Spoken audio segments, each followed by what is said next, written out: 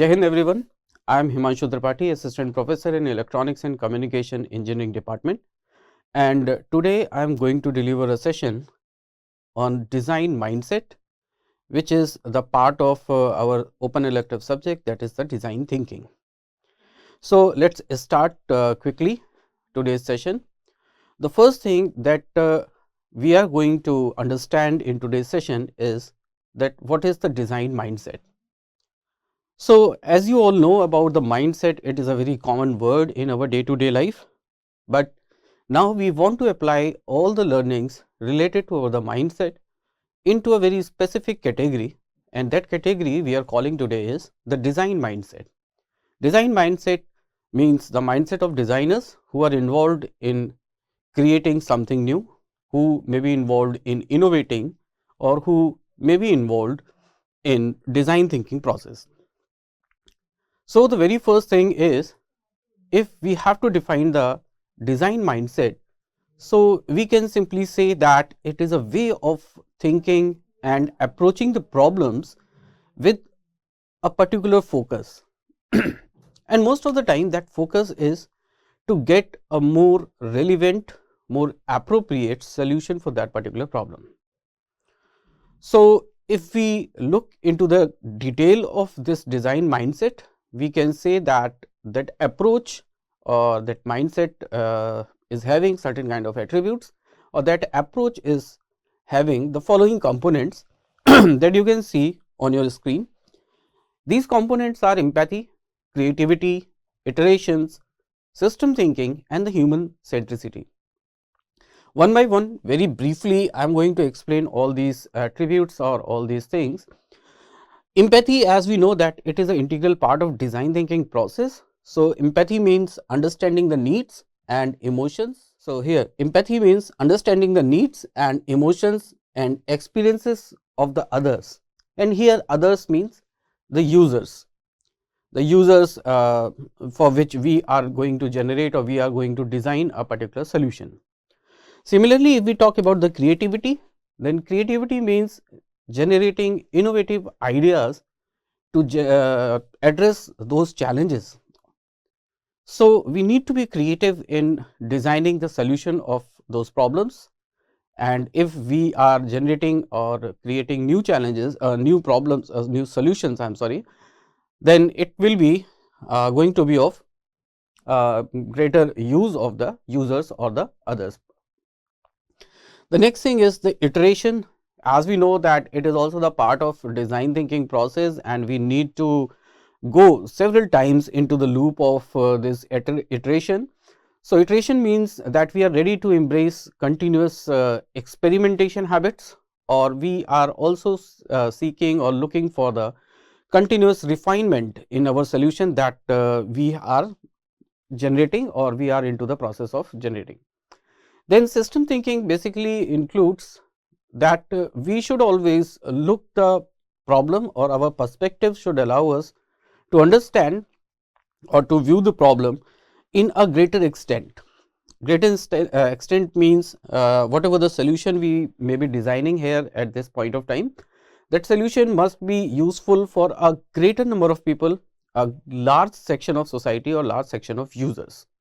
So, we need to think inside the system, and we need to think about the system whether that product or that service is going to be really useful. We also sometimes need to ensure that that particular product or service is not going to create any side effects, or it should not basically hamper the feelings of the other people, or it should not create any imbalance in our society. For example, if you want to do some kind of innovation into the tobacco category of products, so then you need to think that this product may be fit or may be the best solution for the larger segment of the society. The last but not the least is the human centricity, and if we are talking about human centricity, that means we are into the prioritizing the solutions that genuinely meet the user ends. So, quickly we have seen that what is the design mindset. The next thing is, now we are going to summarize this design mindset. Design mindset is about adopting a problem solving approach, and that entire concept of design thinking is that we are interested into create or generate the solution of a particular problem. So that is why we are saying that design mindset is about adopting a problem solving approach that is both analytical and creative. These are the two key attributes for the solution that we are looking into.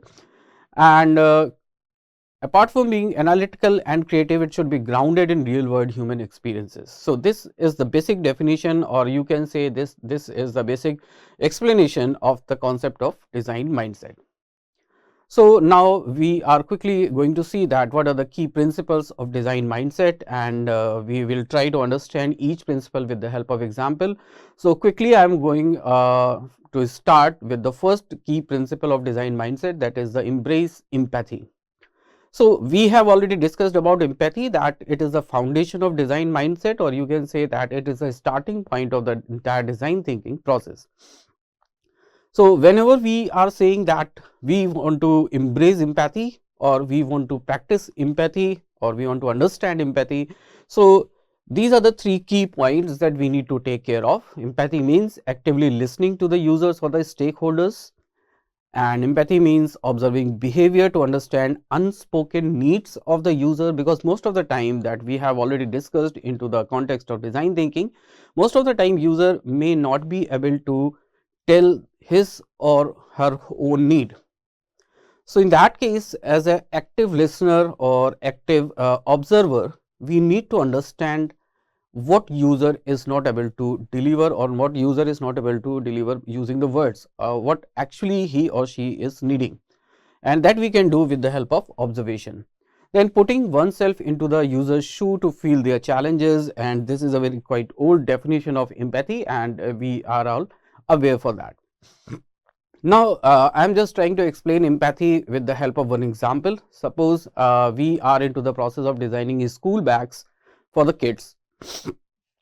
So we all have seen so many type of school bags are available, but we need to take care, we need to consider the specific needs of the kids or a particular age group of the children.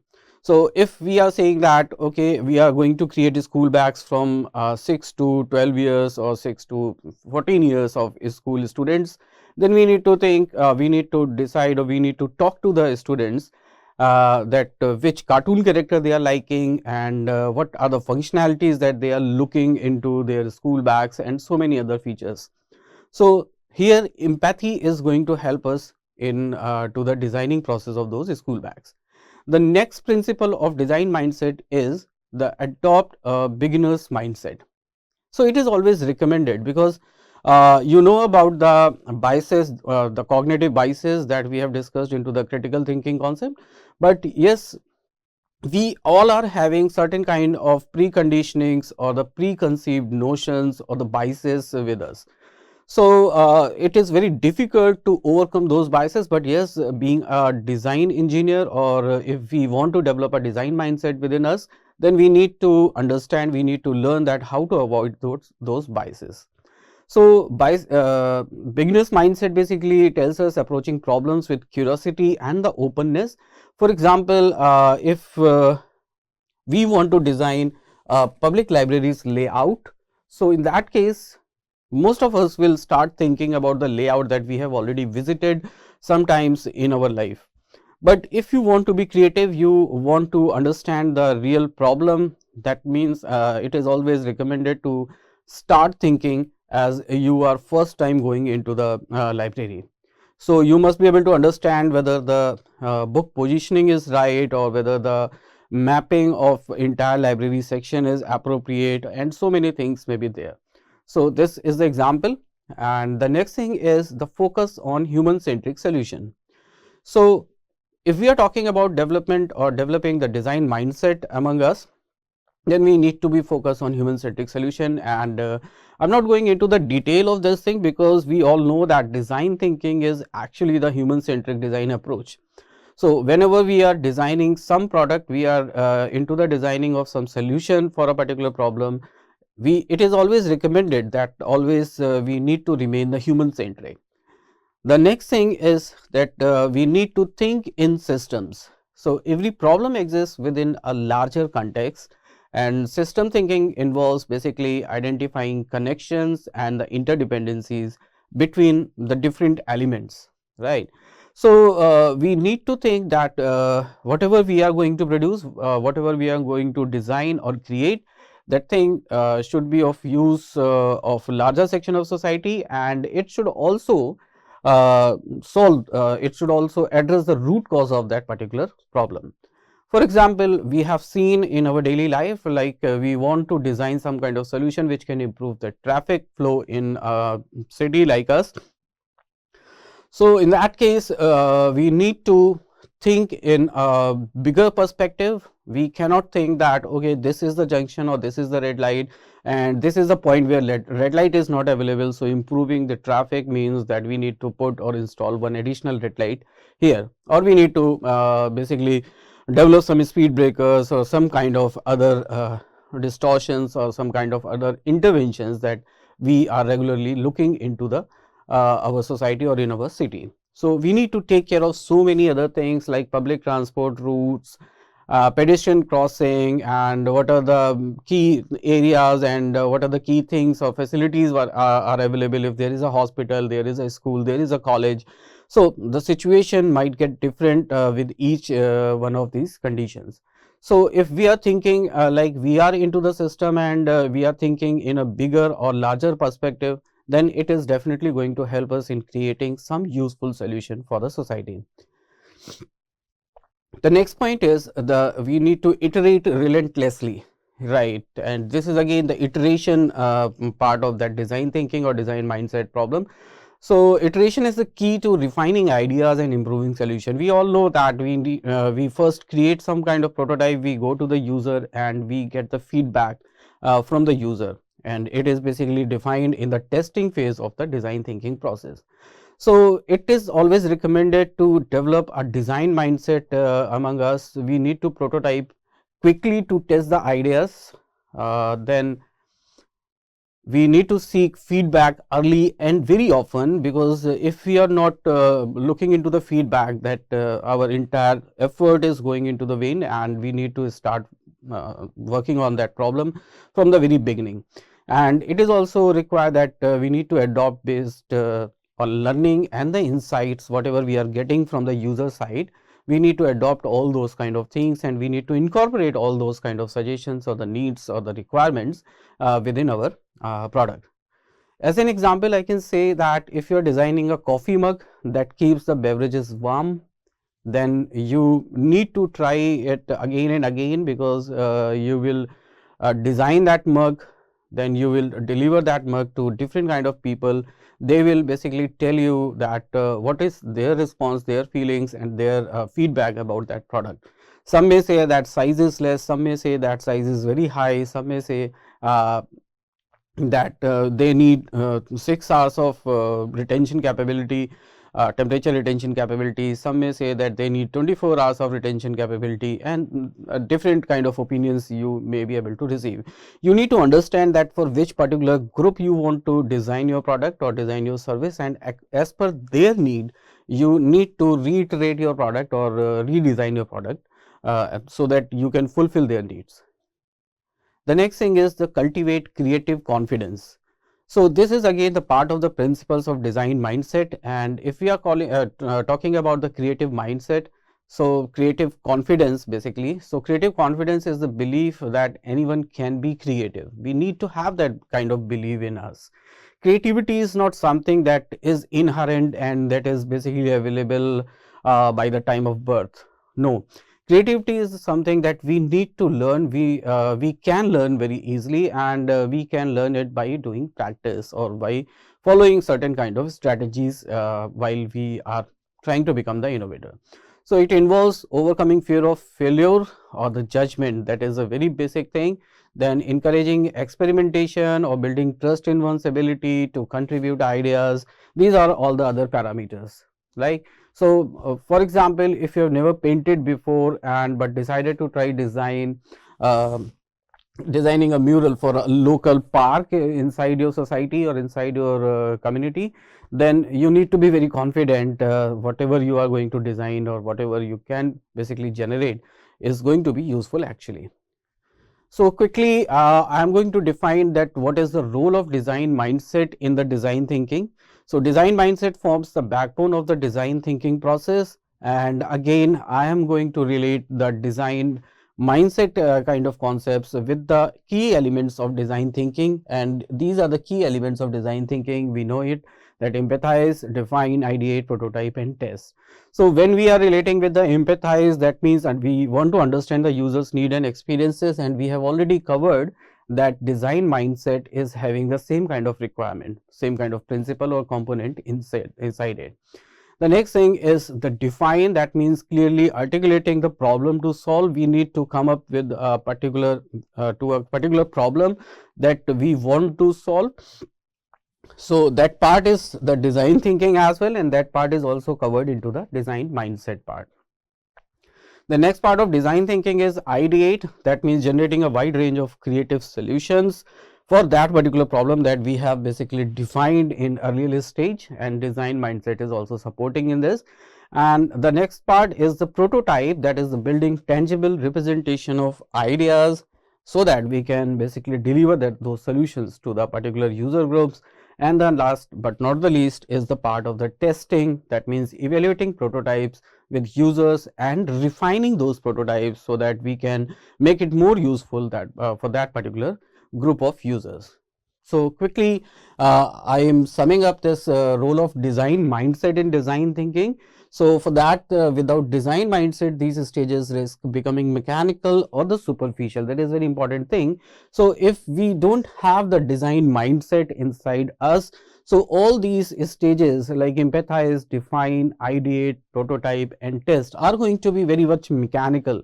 That means you can say, okay, this thing is available here, but actually in practical aspects, you may not be able to empathize it correctly, you may not be able to define your problem statement correctly, or you may not be able to ideate or prototype or the test correctly.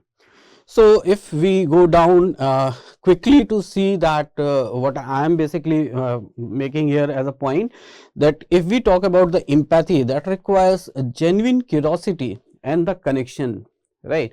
So if we are having design mindset inside us, that means the design mindset was were having the core element as the curiosity and the connection. So inside the empathy, if we want to start with the empathy process, if we want to start with the empathy process, that means from the background of the design mindset, we should have a genuine curiosity or the connection with that particular user group or that particular problem, that means that will basically lead us towards the proper empathy or empathizing state. Similarly, if we talk about the ideation, ideation demands openness to wild ideas without fear of failure.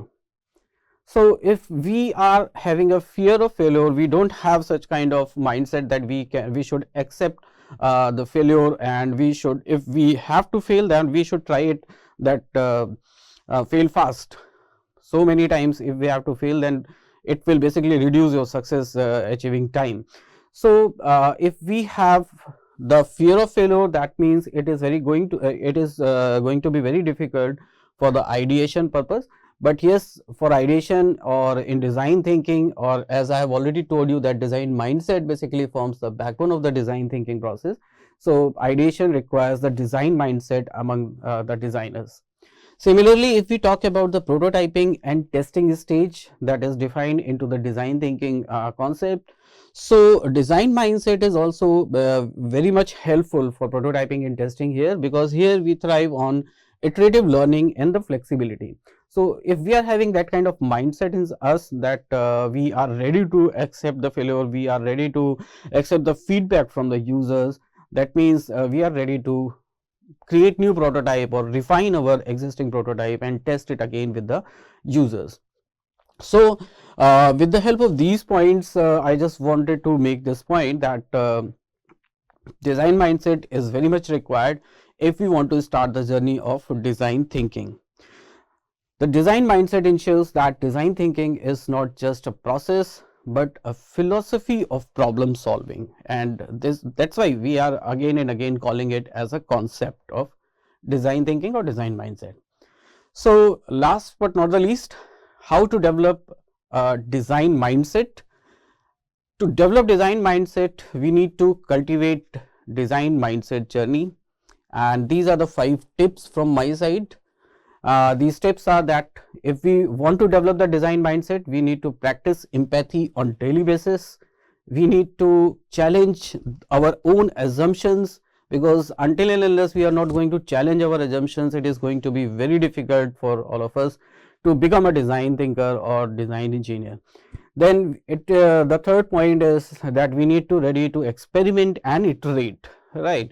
So it should not be like that okay, we have done it 10 times and if it is not meeting up to the expectation of user, then leave it. No, if you have already done it 10 times, and again do it again one more time or two more time, until and unless you are not actually meeting the experience or meeting the expectation of the user. Then the next point is learn system thinking, that we need to learn that we need to think in a holistic environment. We need to think as many angles as possible and build creative confidence, that we should be confident in ourselves that we are creative and we can build anything that is creative. So that is it for today's session. Keep learning. We will meet again.